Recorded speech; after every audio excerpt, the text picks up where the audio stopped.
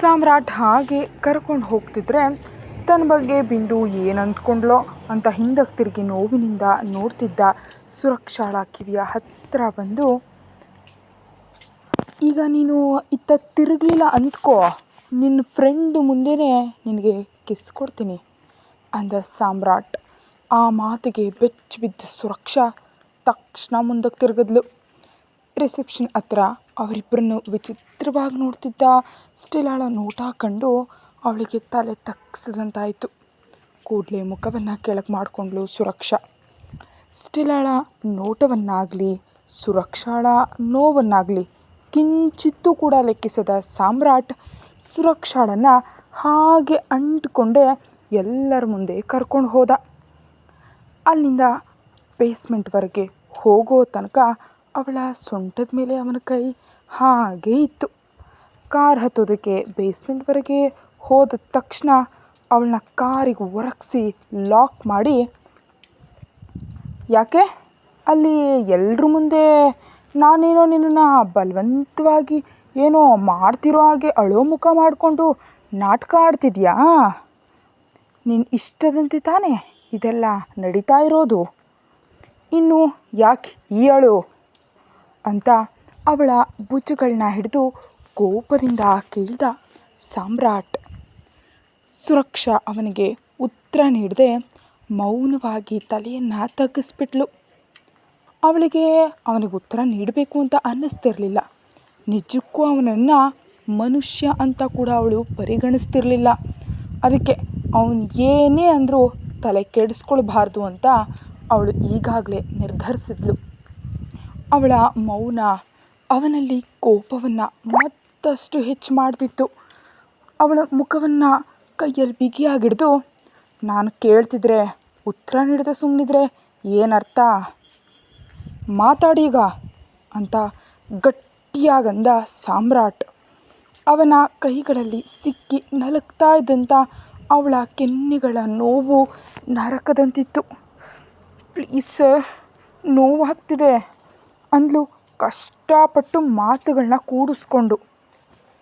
ನೋವಾಗ್ತಿದೆಯಾ ಅನ್ನುತ್ತಾ ಅವಳನ್ನ ಬಿಟ್ಟು ಚಪ್ಪಾಳೆ ತಟ್ತಾ, ಓ ವಾವ್ ಗ್ರೇಟ್, ನಿನಗೂ ನೋವಾಗತ್ತೆ, ಸೂಪರ್ ಅಂತ ಮತ್ತೆ ತಕ್ಷಣವೇ ಅವಳನ್ನ ಹಿಡಿದು ತನ್ನ ಮುಖವನ್ನು ಅವಳ ಮುಖಕ್ಕೆ ತೀರಾ ಹತ್ತಿರ ತಂದು ಅವಳ ಕಣ್ಣುಗಳಲ್ಲಿ ನೋಡ್ತಾ, ಆದರೆ ನಿನಗೆ ಈ ನೋವು ತಿಳಿಲೇಬೇಕು. ಇದೇ ಅಲ್ಲ, ಇದರ 10ರಷ್ಟು ಅಲ್ಲ, 100ರಷ್ಟು ಅಲ್ಲ, 1000 ಪಟ್ಟು ನೋವು ನಿನಗೆ ತಿಳಿಬೇಕು. ಆ ನೋವನ್ನು ನೀನು ಅನುಭವಿಸ್ಬೇಕು. ಆ ನೋವನ್ನು ನಾನೇ ನಿನಗೆ ಪರಿಚಯಿಸಬೇಕು.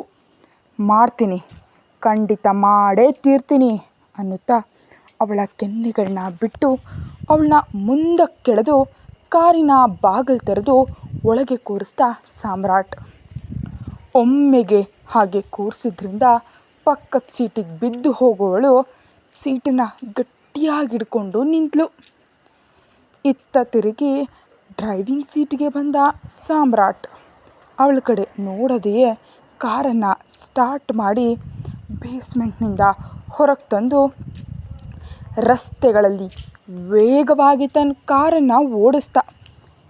ಏನೇನೋ ಕಳೆದುಕೊಂಡವಳಂತೆ ನೋವಿನಿಂದಲೇ ಕೂತಿದ್ದ ಸುರಕ್ಷಾ ಸೀಟ್ ಬೆಲ್ಟನ್ನು ಕೂಡ ಹಾಕ್ಕೊಳ್ಳೋದ ಕಾರಣ ಸಾಮ್ರಾಟ್ ಕಾರಿನ ವೇಗಕ್ಕೆ ಅತ್ತ ಇತ್ತ ತೂಗಾಡಿ ಕೊನೆಗೆ ಅವನು ಹಾಕಿದ ಸಡನ್ ಬ್ರೇಕ್ಗೆ ಮುಂದಕ್ಕೆ ಬಿದ್ದು ಹಣೆಗೆ ಪೆಟ್ಟು ಮಾಡಿಕೊಂಡ್ಳು. ಪೆಟ್ಟಿನಿಂದ ಹಣೆ ಊದ್ಕೊಂತು. ನೋವಿನಿಂದ ಅಮ್ಮ ಅಂತ ಹಣೆ ಉಚ್ಕೊಳ್ತಿದ್ದ ಸುರಕ್ಷಾಳನ್ನು ಕಿರಿಕಿರಿಯಿಂದ ನೋಡ್ತಿದ್ದ ಸಾಮ್ರಾಟ್. ಕಾರ್ನಲ್ಲಿ ಕೂತಾಗ ಕನಿಷ್ಠ ಸೀಟ್ ಬೆಲ್ಟ್ ಹಾಕ್ಕೊಳ್ಬೇಕು ಅನ್ನೋ ಕಾಮನ್ ಸೆನ್ಸ್ ಕೂಡ ಇಲ್ವಾ ನಿನಗೆ ಅಂದ. ಮತ್ತೆ ತಾನೇ, ಹೌದು ಬಿಡು, ಇದೆಲ್ಲ ನಿನಗೆ ಹೇಗೆ ತಿಳಿಯುತ್ತೆ? ನಿನಗೆ ಮನುಷ್ಯರನ್ನು ಹೇಗೆ ಬಲೆಗೆ ಹಾಕೋಬೇಕು, ಹೇಗೆ ಅವ್ರನ್ನ ಬೀಳಿಸ್ಕೋಬೇಕು, ಅವರ ಹತ್ರದಿಂದ ಹಣ ಹೇಗೆ ಕೀಳಬೇಕು, ಅವ್ರನ್ನ ಹೇಗೆ ಪೊಲೀಸ್ ಕೇಸ್ನಲ್ಲಿ ಸಿಲುಕಿಸ್ಬೇಕು ಅಷ್ಟೇ ತಾನೇ ತಿಳಿಯೋದು. ಸ್ವಂತ ಹಣದಿಂದ ಕಾರ್ ಕೊಂಡ್ಕೊಂಡಿದ್ರೆ ಇದೆಲ್ಲ ತಿಳಿತಿತ್ತು. ಬೇರೆಯವ್ರ ಕಾರ್ನಲ್ಲಿ ಪುಕ್ ಕಟ್ಟಿಯಾಗಿ ತಿರ್ಗೋ ನಿನ್ನಂಥವಳಿಗೆ ಏನು ಗೊತ್ತು ಅಂದ. ಸಾಮ್ರಾಟ್ ಆಡ್ತಾ ಇರೋ ಮಾತುಗಳು ಒಂದೂ ಕೂಡ ಅವಳಿಗೆ ತಿಳಿಯದಿದ್ದರೂ ಹಾಗೆ ನೋಡುತ್ತಾ ಉಳಿದ್ಲು. ಹೌದೌದು, ನಿಮ್ಮಂಥವರಿಗೆ ಇಂಥ ಕೆಲಸಗಳಲ್ಲಿ ವಿಶೇಷವಾಗಿ ಟ್ರೈನಿಂಗ್ ಏನಾದರೂ ಇರುತ್ತಾ, ಅಥವಾ ಹುಟ್ಟುತ್ತಲೇ ಬಂದ್ಬಿಡುತ್ತಾ ಇಂಥ ಬುದ್ಧಿಗಳು ಅಂತ ಸಾಮ್ರಾಟ್ ಅವಳನ್ನು ಹೀಯಾಳಿಸ್ದ. ಸುರಕ್ಷಾ ಕಡೆಯಿಂದ ಮೌನವೇ ಉತ್ತರವಾಯಿತು. ಯಾಕಂದರೆ ಅವಳಿಗೆ ಈಗಲೂ ಕೂಡ ಅವನೇನು ಮಾತಾಡ್ತಿದ್ದಾನೆ ಅನ್ನೋದು ಅವಳಿಗೆ ಅರ್ಥ ಆಗ್ತಾ ಇಲ್ಲ. ಸಾಮ್ರಾಟ್ ಕಾರ್ ಸ್ಟಾರ್ಟ್ ಮಾಡ್ತಾ, ಈಗಲಾದರೂ ಸೀಟ್ ಬೆಲ್ಟ್ ಹಾಕೋ ಅಂತ ಎಚ್ಚರಿಕೆ ನೀಡಿ ಮತ್ತೆ ವೇಗವನ್ನು ಹೆಚ್ಚಿಸ್ದ. ಅರ್ಧ ಗಂಟೆಯ ಪ್ರಯಾಣದ ನಂತರ ಸಾಮ್ರಾಟ್ ಮನೆ ಮುಂದೆ ಕಾರ್ ನಿಂತಿತು. ಕಾರು ನಿಂತ ತಕ್ಷಣ ತಲೆ ಎತ್ತಿ ನೋಡಿದ ಸುರಕ್ಷಾಗೆ ಎದುರಿಗೆ ಒಂದು ಸುಂದರವಾದ ಬಂಗಲೆ ಕಾಣ್ತು. ಡ್ಯೂಪ್ಲೆಕ್ಸ್ ವಿಲಾ ಕಾಣ್ತು. ಗೇಟ್ ತೆರೆದ ವಾಚ್ಮೆನ್ ಸಾಮ್ರಾಟ್ಗೆ ಸಲಾಮ್ ಹೊಡೆದರೆ ಅವರನ್ನು ಪತ್ತೆ ಹಚ್ಚಿದ ಸಾಮ್ರಾಟ್ ಕಾರನ್ನು ಒಳಗೆ ತಗೊಂಡು ಹೋದ. ಕಾರು ಪಾರ್ಕ್ ಮಾಡಿ ಇಳಿತಿದ್ದವನಿಗೆ ಇನ್ನೂ ಕೂಡ ಕಾರ್ನಲ್ಲೇ ಕೂತಿದ್ದ ಸುರಕ್ಷಾಳನ್ನು ನೋಡಿ, ಹಲೋ, ಏನು ಕಾರ್ ಇಳಿದೆ, ಏನು ಯೋಚನೆ ಮಾಡ್ತಿದ್ಯಾ, ನನ್ನಿಂದ ಹೇಗೆ ತಪ್ಪಿಸ್ಕೊಳ್ಳಿ ಅಂತಾನಾ ಅಂತ ಆಸೆಗಳೇನಾದರೂ ಈಗಲೂ ನಿನಗಿದ್ದರೆ ಈಗಲೇ ಅದನ್ನ ಬಿಟ್ಟುಬಿಡು, ಇಲ್ದಿದ್ದರೆ ನಾನು ಬಿಡಿಸೋ ಹಾಗೆ ಮಾಡ್ತೀನಿ ಅಂದ. ಅತ್ತಿದ್ದು ಸಾಕು, ಮೊದಲು ಕಾರ್ ಇಳಿದು ಒಳಗೆ ಬಾ ಅಂತ ತಾನು ಕೂಡ ಹಿಡಿದು ಹೋದ. ಸಾಮ್ರಾಟ್ನ ಮಾತುಗಳಿಗೆ ವಿರಕ್ತಿಯ ನಗೆನಕ್ಕು ಸುರಕ್ಷಾ ಕಾರ್ ಹಿಡಿದು ಅವನ ಹಿಂದೆಯೇ ಒಳಗೆ ಹೋದ್ಲು. ಹೊಸ್ತಿಲ ಬಳಿ ಹೋದ ಸುರಕ್ಷಾ ಅಲ್ಲೇ ನಿಂತುಬಿಟ್ಲು. ಸಾಮ್ರಾಟ್ ಒಳಗೆ ಹೋದವನು ಸುರಕ್ಷಾಳ ಸದ್ದು ಕೇಳದೆ ಹಿಂದಕ್ಕೆ ತಿರುಗಿ ನೋಡಿ, ಯಾಕೆ ಒಳಗೆ ಬಾರದೆ ಅಲ್ಲೇ ನಿಂತಿದ್ಯಾ, ನೀನೇನಾದರೂ ನನ್ನನ್ನು ಮದುವೆಯಾಗಿ ಬರ್ತಾ ಇರೋ ಹೊಸ ಸೊಸೆ ಅಂದ್ಕೊಂಡ್ಬಿಟ್ಟಿದ್ಯಾ ಹೇಗೆ, ಆರತಿ ಎತ್ತಿ ನಿನ್ನ ಮುಖಕ್ಕೆ ಕರೆಯೋದಕ್ಕೆ ಅಂದ. ಆ ಮಾತಿಗೆ ಅವಳ ಕಣ್ಣುಗಳಲ್ಲಿ ಮತ್ತೆ ನೀರು ತುಂಬಿ ಹರಿಯಿತು. ಕ್ಷಣ ಕೂಡ ಅಲ್ಲಿ ನಿಲ್ಲದೆ ಒಳಗೆ ಹೆಜ್ಜೆ ಇಟ್ಲು ಸುರಕ್ಷಾ. ಅವಳ ಹೆಜ್ಜೆಗಿಂತ ಮುಂಚೆಯೇ ಅವಳ ಕಣ್ಣೀರು ಆ ಮನೆಯ ಹೊಸ್ತಿಲನ್ನು ಸೇರಿತ್ತು. ಹರಿತಿದ್ದ ಕಣ್ಣೀರನ್ನು ಒರೆಸ್ಕೊಳ್ಳದೆಯೇ ಅವನ ಮುಂದೆ ನಿಂತ ಸುರಕ್ಷಾಳನ್ನು ನೋಡಿ ಸಾಮ್ರಾಟ್ ಕಿರಿಕಿರಿಯಿಂದ, ಹೋಗಿ ಬಿಸಿ ಬಿಸಿಯಾಗಿ ಸ್ಟ್ರಾಂಗ್ ಕಾಫಿ ಮಾಡ್ಕೊಂಡು ತಗೊಂಡು ಬಾ ಅಂತ ಗಟ್ಟಿಯಾಗರಿಸ್ದ. ಆ ಧ್ವನಿಗೆ ಹೆದರಿ ಕಣ್ಣು ಒರೆಸ್ಕೊಂಡು ಅಡುಗೆ ಮನೆಯ ಕಡೆ ಹೋದ್ಲು ಸುರಕ್ಷಾ. ಸಾಮ್ರಾಟ್ ಅವಳನ್ನ ತಡೆದು, ಕಾಫಿ ತುಂಬಾ ಬಿಸಿಯಾಗಿರಬೇಕು, ಅರ್ಥ ಆಯ್ತಾ ಅಂದ. ಅವಳು ತಲೆಯಾಡಿಸಿದ್ಲು. ಅಡುಗೆ ಮನೆ ಎಲ್ಲಿದೆ ಅಂತ ಕೂಡ ತಿಳಿಯದಿದ್ದರೂ ಸಾಮಾನ್ಯ ಹುಡುಗಿಯಂತೆ ಮನೆಯ ವಾಸ್ತುವಿನ ಪ್ರಕಾರ ಅಡುಗೆ ಮನೆ ಯಾವ ಕಡೆ ಇರುತ್ತೋ ಅಲ್ಲಿಗೆ ಹೋಗಿ ಹುಡ್ಕಿದ್ಲು. 5 ನಿಮಿಷದ ನಂತರ ಹೊಗೆಯಾಡ್ತಾ ಇರುವಂಥ ಕಾಫಿಯನ್ನು ಅವನ ಮುಂದೆ ತಂದಿಟ್ಲು ಸುರಕ್ಷಾ. ಸಾಮ್ರಾಟ್ ಒಂದು ಗುಟ್ಕು ಕುಡಿದು ಅವಳನ್ನ ಕೋಪದಿಂದ ನೋಡಿ, ನಾನು ಏನು ಹೇಳಿದೆ, ಕಾಫಿ ಬಿಸಿಯಾಗಿರಬೇಕು ಅಂದೆ ಅಲ್ವಾ ಅಂದ. ಬಿಸಿಯಾಗಿ ಇದೆಯಲ್ಲ ಸರ್ ಅಂದ್ಲು ಸುರಕ್ಷಾ. ಅರ್ಜೆಂಟಾಗಿ ನಾನು ಸ್ನಾನ ಮಾಡಬೇಕು, ಬಾ ಅಂತ ಅವಳ ಕೈ ಹಿಡಿದು ಮೇಲೆ ಇರುವ ಅವನ ರೂಮ್ಗೆ ಎಳಕೊಂಡು ಹೋದ. ಅವನು ಸ್ನಾನ ಮಾಡೋದಕ್ಕೆ ನನ್ನನ್ನು ಯಾಕೆ ಎಳ್ಕೊಂಡು ಹೋಗ್ತಿದ್ದಾನೆ ಅಂತ ತಿಳಿಯದ ಸುರಕ್ಷಾ ಹೆದರ್ತಾ ಅವನ ಹಿಂದೆಯೇ ನಡೆದ್ಲು. ಅವಳನ್ನ ಎಳ್ಕೊಂಡು ಹೋಗಿ ಒಂದು ರೂಮ್ ಬಾಗಿಲು ತೆರೆದು ಒಳಗೆ ಹೋಗಿಬಿಟ್ಟಾಗ ಸುಸ್ತಿನಿಂದ ಅವಳು ನೆಲಕ್ಕೆ ಬಿದ್ಲು. ಸಾಮ್ರಾಟ್ ಅವಳನ್ನ ಒಂದೇ ಕೈಯಿಂದ ಎಬ್ಬಿಸಿ ನಿಲ್ಲಿಸಿ, ಎಲ್ಲೆಂದರಲ್ಲಿ ಹೀಗೆ ಬಿದ್ದುಬಿಡ್ತೀಯಾ, ನೀನು ಇಲ್ಲಿಗೆ ಬಂದಿರೋದು ಆರಾಮಾಗಿ ಕೂತು ರೆಸ್ಟ್ ತಗೊಳ್ಳಿಕ್ಕಲ್ಲ,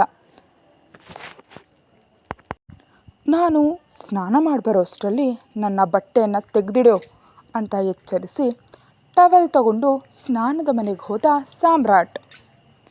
ಅವಳು ವಾರ್ಡ್ರೋಬ್ ತೆರೆದು ಅವನ ಬಟ್ಟೆಗಳನ್ನ ನೋಡಿ, ನನಗೆ ಬಟ್ಟೆಗಳು ಇಲ್ಲೆಲ್ಲಿವೆ ಅಂತ ಯೋಚಿಸಿದ್ಲು.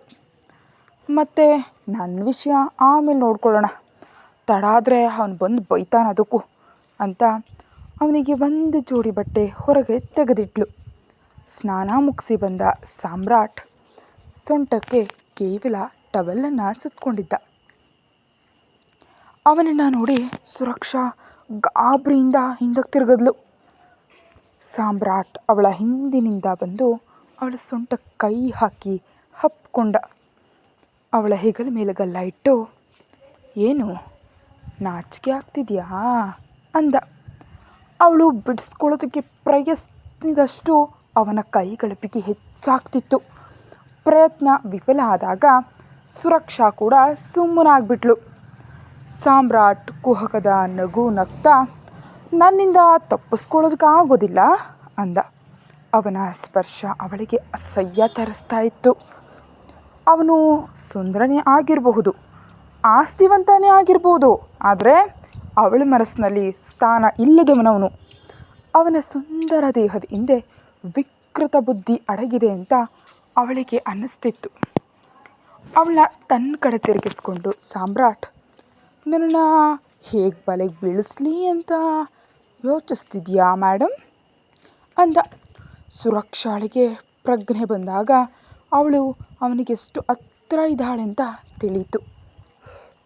ನನ್ನನ್ನು ಬಲೆಗೆ ಹಾಕೊಳ್ಳೋದು ಅಷ್ಟು ಸುಲಭ ಅಲ್ಲ ಸುರಕ್ಷಾ ಅನ್ನುತ್ತಾ ಅವನು ಬೆಡ್ ಮೇಲೆ ಕೂತು ತಲೆ ಒರೆಸೋದಕ್ಕೆ ಅವಳಿಗೆ ಟವಲ್ ನೀಡ್ದ. ಅವಳು ಯಾವುದೇ ಭಾವನೆ ಇಲ್ಲದೆ ಅವನ ತಲೆಯನ್ನು ಒರೆಸೋದಕ್ಕೆ ಶುರು ಮಾಡಿದ್ಲು ಸುರಕ್ಷಾ. ಇದು ಅಗ್ರಿಮೆಂಟ್ನ ಭಾಗವೆಂದು ಅವಳಿಗೆ ತಿಳಿದಿತ್ತು, ಆದರೆ ಅವಳ ಮನಸ್ಸು ಇದನ್ನು ಖಂಡಿತವಾಗೂ ಒಪ್ಪುತ್ತಾ ಇರಲಿಲ್ಲ. ಸಾಮ್ರಾಟ್ಗೆ ಅವಳ ಅಳು ಕಂಡು ಕಿರಿಕಿರಿ ಉಂಟಾಯಿತು. ಯಾವಾಗಲೂ ಅಳ್ತಾನೆ ಇರ್ತೀಯಾ, ಹೋಗಿ ಡಿನ್ನರ್ನ ಪ್ರಿಪೇರ್ ಮಾಡು ಅಂತ ಹೇಳಿ ಅವಳ ಕೈಯಲ್ಲೇ ಅಡುಗೆ ಮಾಡಿಸಿ ಅವಳಿಂದಾನೇ ತಿನ್ನಿಸ್ಕೊಂಡ.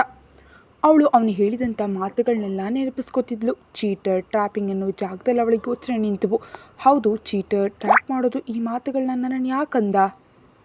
ನಾನು ಯಾರನ್ನು ಮೋಸ ಮಾಡಿದ್ದೀನಿ ಅಂತ ಹೀಗಂದ? ಈ ವಿಷಯ ಸ್ಪಷ್ಟ ಆದರೂ ಮಾತ್ರ ಇವನ ಬಗ್ಗೆ ಸ್ವಲ್ಪ ಆದರೂ ತಿಳ್ಕೊಳ್ಬೇಕು. ಆದರೆ ಹೇಗೆ? ಅವನು ಹೇಳೋದಿಲ್ಲ ಅಂದಿದ್ದಾನಲ್ವ, ಹೇಗೆ ತಿಳಿಯೋದು ಅಂತ ಯೋಚಿಸ್ತಿದ್ದಾಗ ಸಾಮ್ರಾಟ್ ಸುರಕ್ಷಾ ಅಂತ ಗಟ್ಟಿ ಆಗರಿಸಿದ. ಆ ಕೂಗಿಗೆ ಹೆದರಿ ಸುರಕ್ಷೆ ಎದ್ದು ನಿಂತಳು. ಈ ಬಾರಿ ಭಯದಿಂದ ನೋವು ಕೂಡ ನೆನಪಾಗಲಿಲ್ಲ ಅವಳಿಗೆ. ಗಬಗಬನಲ್ಲಿದ್ದ ಪಾತ್ರೆಗಳನ್ನ ಜೋಡಿಸ್ತಿದ್ದ ಅವಳಿಗೆ ಸುರಕ್ಷಾ ಅನ್ನೋ ಕೂಗು ಮತ್ತೆ ಕೇಳಿಸ್ತು. ಆದರೆ ಅವಳು ಸಮಾಧಾನ ನೀಡೋದಕ್ಕೆ ಇಷ್ಟಪಡಲಿಲ್ಲ. ತನ್ನ ಪ್ರಶ್ನೆಗಳಿಗೆ ಉತ್ತರ ಸಿಗೋವರೆಗೆ ಅವನೊಂದಿಗೆ ವಾದಿಸಬಾರ್ದು ಅಂತ ನಿರ್ಧರಿಸಿದ್ಲು. 5 ನಿಮಿಷದ ನಂತರ 3ನೇ ಬಾರಿ ಕರೆಯೋ ಮುನ್ನವೇ ಆ ರೂಮ್ ಬಾಗಿಲು ತೆರೆಯಿತು. ಬೆಡ್ ಮೇಲೆ ಮಲಗಿದ್ದ ಸಾಮ್ರಾಟ್ ಬಾಗಿಲಿನ ಶಬ್ದಕ್ಕೆ ಅತ್ತ ತಲೆ ತಿರುಗಿಸಿ ನೋಡ್ದ. ಬಾಗಿಲಲ್ಲೇ ನಿಂತಿದ್ದ ಸುರಕ್ಷಾಳನ್ನ ನೋಡಿ, ಏನು ಇನ್ನೂ ಅಲ್ಲೇ ನಿಂತಿದ್ಯಾ, ಒಳಗೆ ಬಾ ಅಂದ.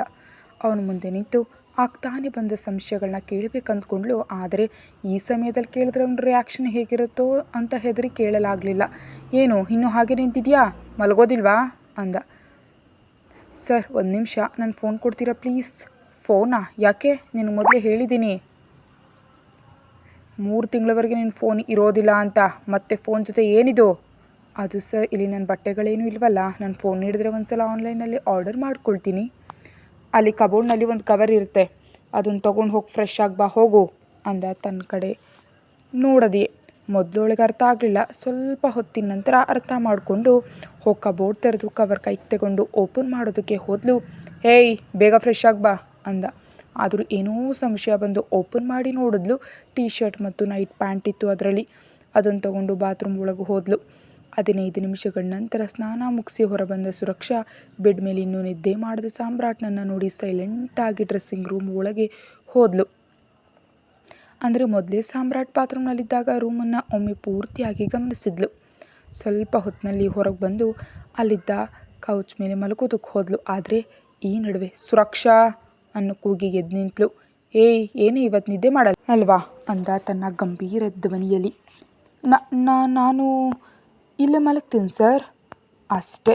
ಒಮ್ಮೆ ಕಣ್ ತೆರೆದು, ಏನು ಅಲ್ಲೇ ಮಲಗ್ತೀಯಾ? ಹಾಗಿರುವಾಗ ನೀನು 3 ತಿಂಗಳು ನನ್ನ ಜೊತೆ ಇಟ್ಕೊಂಡು ಏನು ಮಾಡಬೇಕು? ಸುಮ್ಮನೆ ನೋಡ್ತಾ ಕೂರ್ಲಿಕ್ಕಾ ಅಂದ.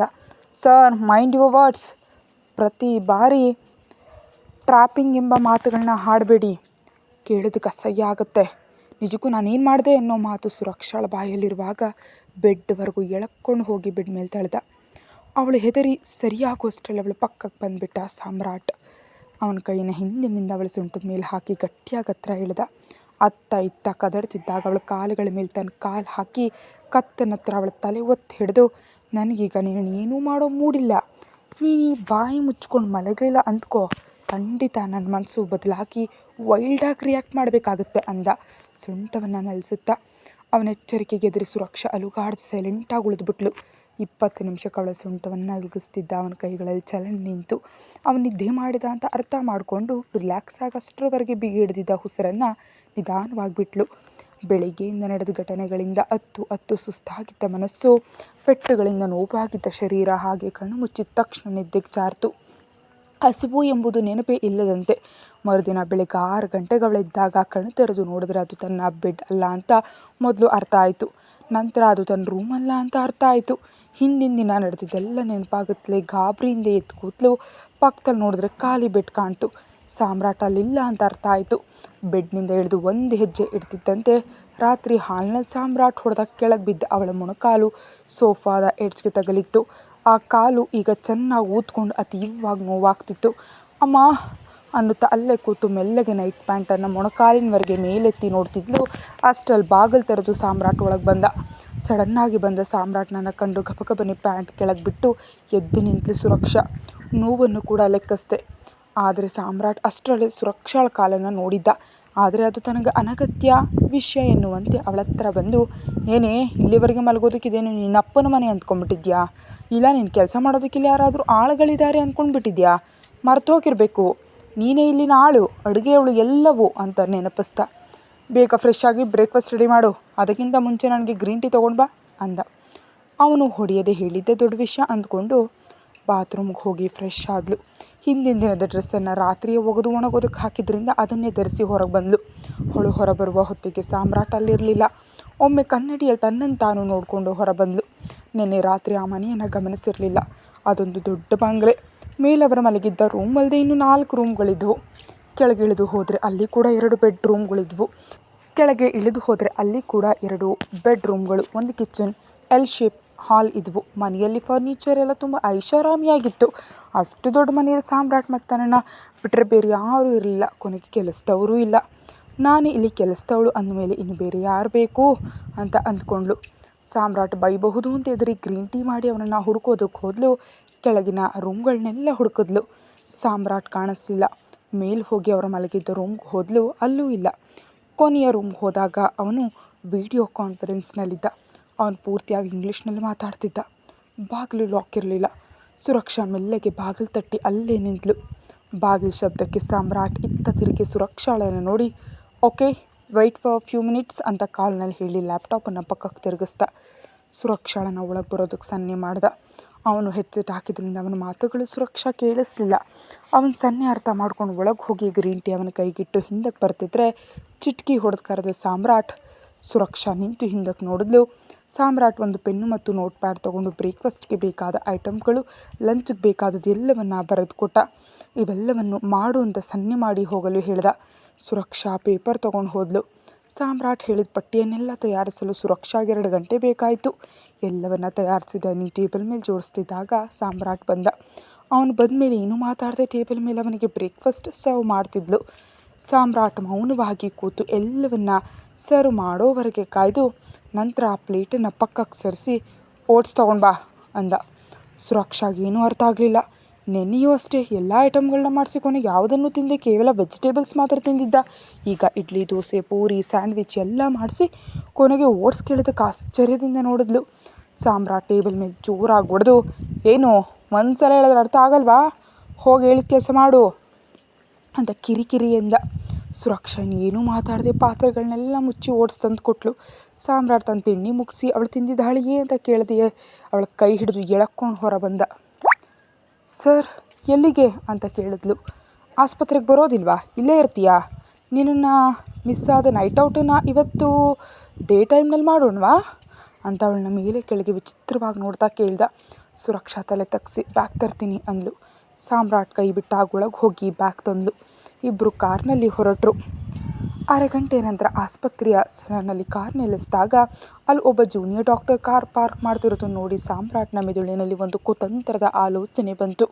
ಕತೆ ಮುಂದುವರಿಯುತ್ತೆ. ಹೆಚ್ಚಿನ ವಿಡಿಯೋಗಾಗಿ ಚಾನಲ್ಗೆ ಮೆಂಬರ್ಶಿಪ್ ತಗೊಳ್ಳಿ. Thank you.